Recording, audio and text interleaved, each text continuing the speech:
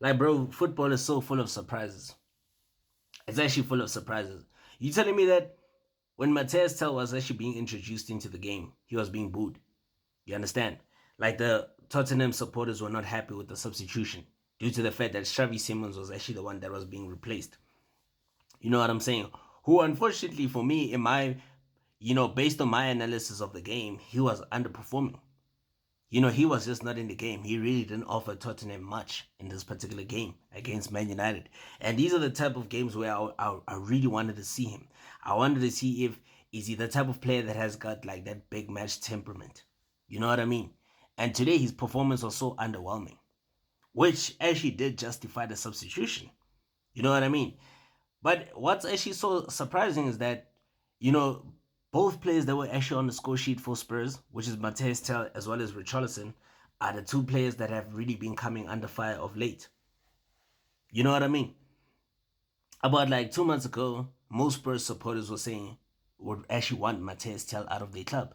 They didn't want him. They wanted nothing to do with him. Richarlison has also been coming under a fair amount of criticism of late, due to his like underwhelming performances. But there are actually games where in crunch time he has actually delivered.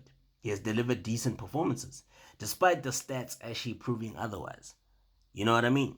I mean, you see that even this season he's been on fire at the beginning, which actually prompted Carlo Ancelotti to recall him to the Brazil national team.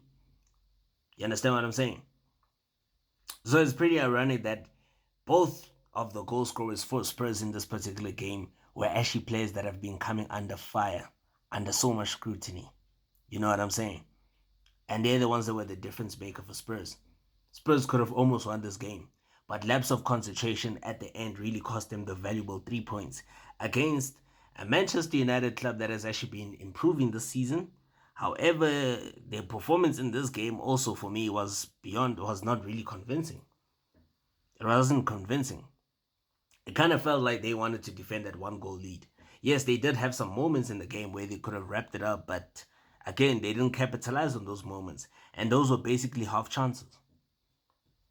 You understand? Richarlison and Mateus Tell, the difference makers. Two players that have been coming under incredible amounts of scrutiny that actually changed the game. It's so funny how football is, man.